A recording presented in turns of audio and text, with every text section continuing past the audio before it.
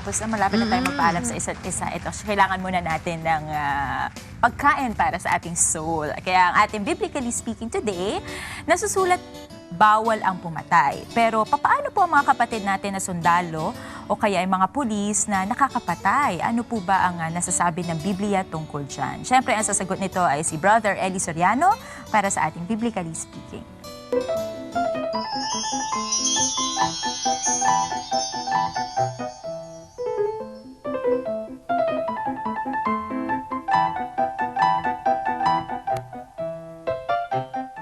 Ganito, dalawang klase ang tao, dalawang sitwasyon ng tao nakakapatay. Meron talagang pumapatay, mga taong mamamatay tao, walang kaligtasan yun. Pero kung halimbawa, sundalo ka, online of duty, merong magnanakaw, hinuhuli mo, babariling ka, nagtanggol ka sa sarili mo. Ibig sabihin self-defense, napatay mo ngayon yung magnanakaw, hindi naman mabigat na kasalanan yun That is, yung kanyang pagtupad sa kanyang katungkulan bilang pulis, na huhulihin mo yung magnanakaw o kaya yung hold-upper, online of duty, nakapatay ka dahil ikaw ang papatayin pinagtanggol mo yung sarili mo, papatak yun sa self-defense.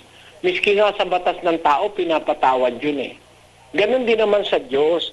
Ang tao may karapatang ipagtanggol ang kanyang sarili. Halimbawa, papatayin ka, nagtanggol ka, naunahan mo siya, hindi naman mabigat na kasalanan yun, kapatid. Ganun halimbawa, ikaw kahit hindi ka pulis, pinasok yung bahay mo, lolooban kayo, papatayin ka, naunahan mo, ibig ba sabihin nung kasalanan mo, hindi mo naman gustong pumatay, nagtanggol ka lang sa iyong sarili, o kaya sa iyong mahal sa buhay, hindi naman yun binibilang na mortal na kasalanan, kapatid.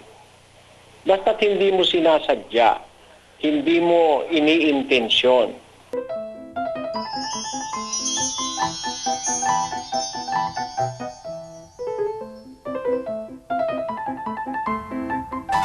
At yan ang ating biblically speaking ngayong Monday. Maraming salamat sa the most sensible preacher for time kay Brother Eli Soriano. Thank you so much. Doc Sara. Let's say hi, happy viewing to Elaine de la Cruz and her sister Jenaline, kinanay and tatay kay Aline. Ayan.